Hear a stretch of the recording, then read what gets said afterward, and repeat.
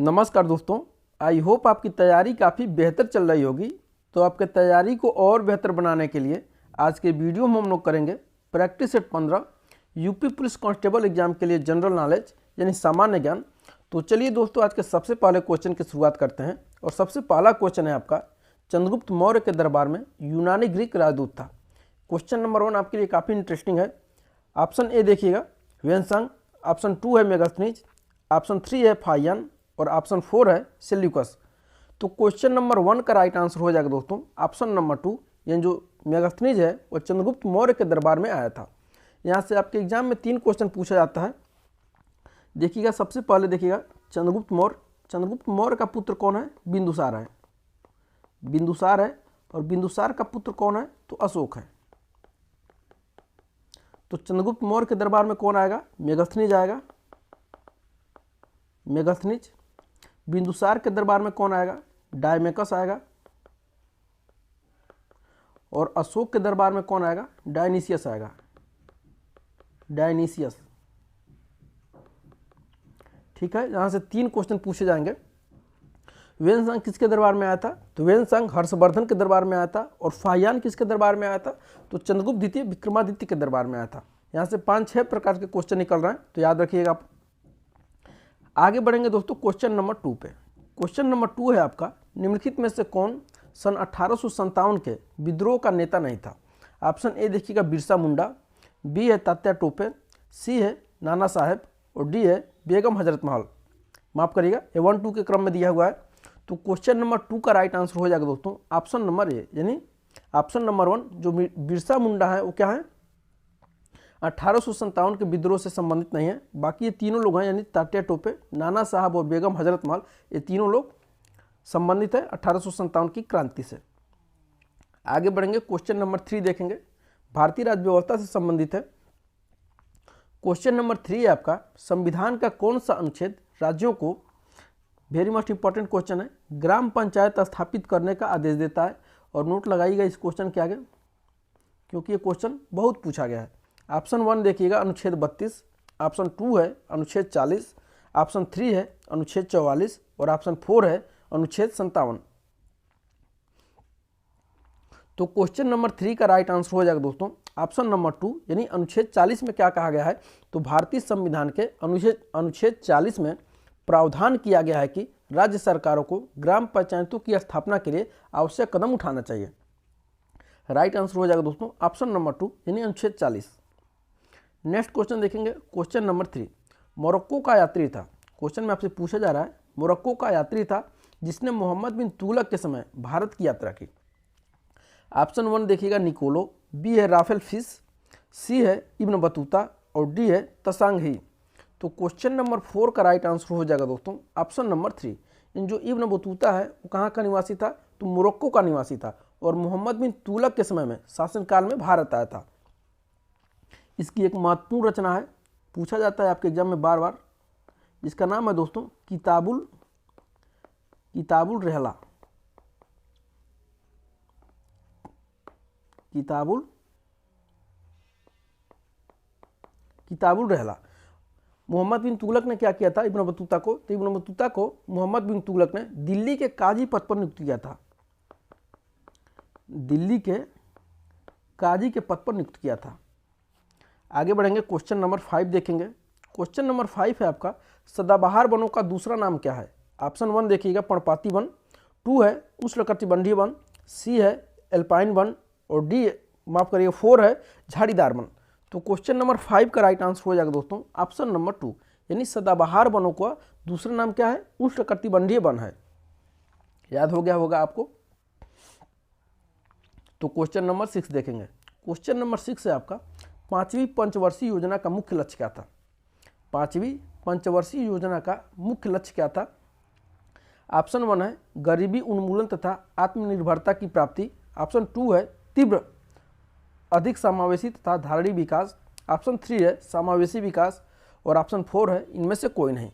तो question number 6 का right answer हो जाएगा दोस्तों ऑप्शन नंबर 1, यानी क्या था? गरीबी उन्मूलन तथा आत्मनिर्भरता की प्राप्ति।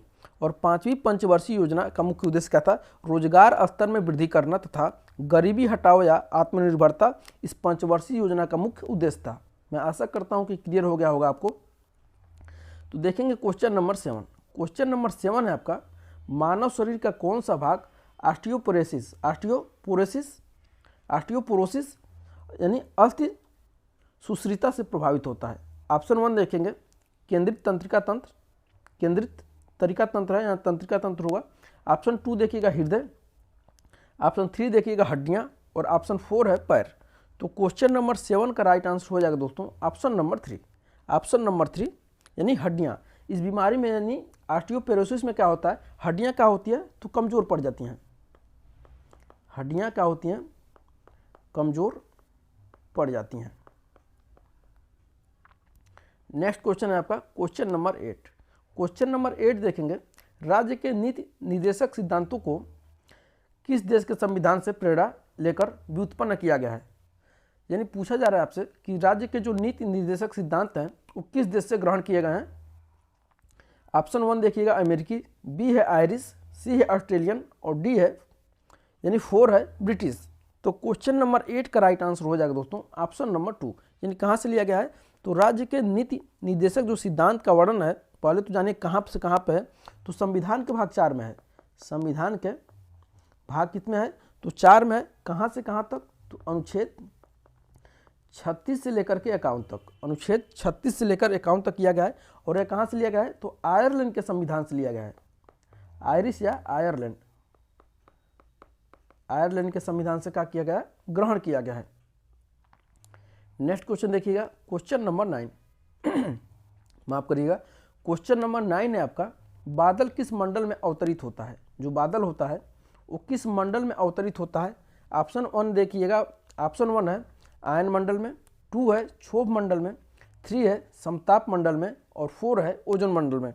तो क्वेश्चन नंबर 9 का राइट आंसर हो जाएगा दोस्तों ऑप्शन नंबर 2। यानी जो बादल है वो कहाँ पे अवतरित होता है? तो क्षोभ मंडल में अवतरित होता है। और आपके जानकारी के लिए बता दें, जो मानव संबंधी गतिविधियां होती है, मानव के लिए सभी परतों में से सबसे महत्वपूर्ण परत कौन सा है? तो क्षोभ मंडल है। और यहीं पे यानी क्षोभ मंडल में ऋतु तथा मौसम संबंधी सभी घटनाएं मानव द्वारा जो प्रभाव में लाती हैं, मानव के ऊपर प्रभाव डालती हैं, इसी परत में होती हैं, यानी क्षोभ मंडल में। नेक्स्ट क्वेश्चन आपका क्वेश्चन नंबर 10। क्वेश्चन नंबर 10 देखिएगा, आर्य समाज के संस्थापक कौन थे? ऑप्शन 1 है आपका एनी बेसेंट, 2 है राजा राम मोहन राय, 3 है दयानंद सरस्वती और ऑप्शन नंबर 4 है विवेकानंद। तो क्वेश्चन नंबर 10 का थोड़ा गलत सही नहीं है। क्वेश्चन नंबर 10 का राइट आंसर हो जाएगा दोस्तों ऑप्शन नंबर 3। यानी दयानंद सरस्वती ने क्या किया था? 1875 में दयानंद सरस्वती के द्वारा आर्य समाज की स्थापना किया गया था। और दयानंद सरस्वती ने नारा क्या दिया था? वेदों की ओर वापस चलो। वेदों की ओर वापस लौटो, वापस चलो या वापस लौटो। ठीक है। स्वामी विवेकानंद ने क्या किया था? तो 1897 में रामकृष्ण मिशन की स्थापना किए थे। राजा राम मोहन राय ने क्या किया था?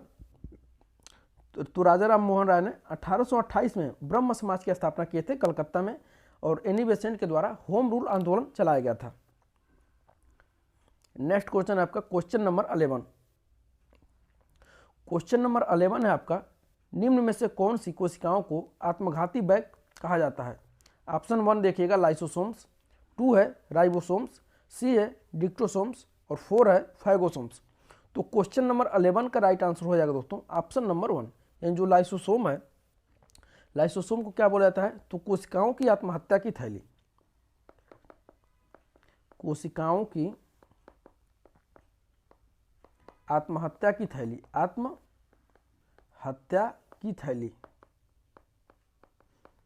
नेक्स्ट क्वेश्चन देखेंगे क्वेश्चन नंबर 12। क्वेश्चन नंबर 12 है आपका, कौन सी नदी बंगाल की शोक के नाम से जानी जाती है? क्वेश्चन में आपसे पूछा जा रहा है क्या, कौन सी नदी बंगाल के शोक के नाम से जानी जाती है? ऑप्शन 1 देखिएगा हुबली, बी है ब्रह्मपुत्र, सी है दामोदर और डी है यानी 4 है स्वर्ण रेखा नदी। तो क्वेश्चन नंबर 12 का राइट आंसर हो जाएगा दोस्तों ऑप्शन नंबर 3। इन जो दामोदर नदी है वो क्या करती है? बंगाल में भारी बाढ़ लेकर आती है। भारी बाढ़ के कारण इसे जब बाढ़ लेकर आती है तो वहाँ पे काफ़ी तबाही मचा देती है, और उसी के कारण दामोदर नदी को बंगाल के शोक के नाम से जाना जाता है। और क्वेश्चन में आपसे पूछा जाए कि बिहार के शोक किसे कहा जाता है, तो कोसी नदी को। बिहार का शोक किसे कहा जाता है, तो कोसी नदी को, याद रखिएगा। नेक्स्ट है आपका क्वेश्चन नंबर 13। क्वेश्चन नंबर 13 है आपका, समावेशी विकास किस पंचवर्षीय योजना का उद्देश्य था। ऑप्शन 1 देखिएगा 10वीं, 2 है 11वीं, 3 है 12वीं और 4 है 9वीं। तो क्वेश्चन नंबर 13 का राइट आंसर हो जाएगा दोस्तों ऑप्शन नंबर 2, यानी 11वीं पंचवर्षीय योजना के तहत समावेशी विकास लाया गया था।